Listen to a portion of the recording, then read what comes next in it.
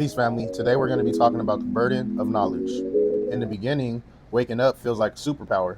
You see the matrices, you understand the energy dynamics, you see ancient patterns, and you trace the lines of reality. But eventually, a heavy weight sets in. You realize you can never unknow what you know, and ignorance is bliss. And watching the world play out its unconscious loops becomes a deep, isolating, heavy experience. Okay, let's talk about the matrix isolation, or the frequency divide. As you acquire deeper cosmic, esoteric, or physiological knowledge, your baseline frequency changes. You start seeing the invisible scripts running underneath everyday interactions. The burden here is isolation. You can no longer participate in surface level drama, gossip, or societal conditioning without feeling a profound sense of dissonance. Imagine sitting at a family dinner or a workplace gathering and feeling like an alien, the oddball out.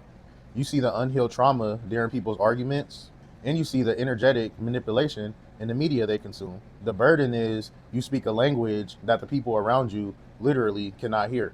It can lead to a dark night of the soul characterized by spiritual loneliness.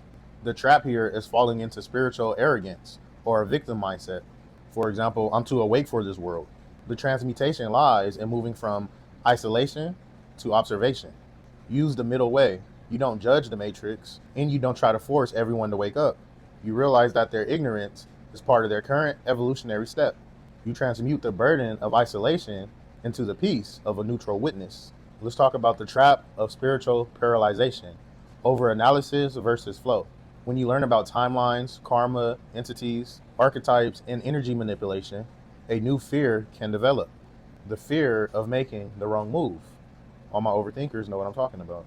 Knowledge can overactivate the mind, locking you into a state of hyper-vigilance, where you are constantly analyzing the energetic consequences of every thought and move.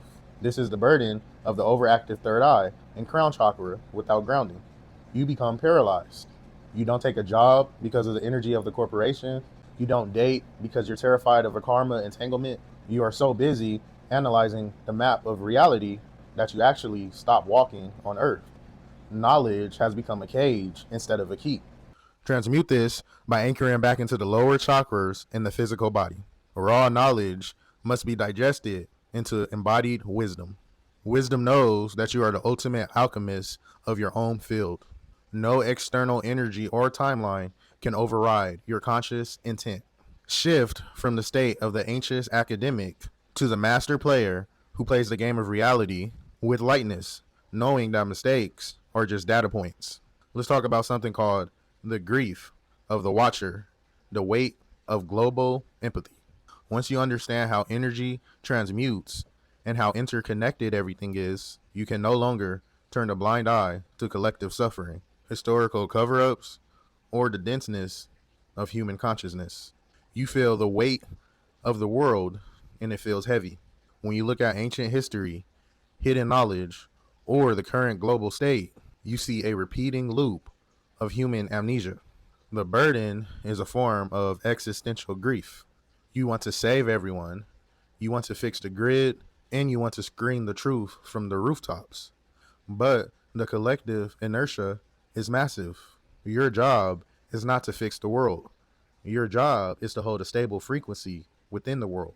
When you feel the grief of the collective, you don't suppress it and you don't let it drown you. You pull that heavy, dense collective grief into your heart chakra and use the alchemical fire of presence to transmute it into compassion.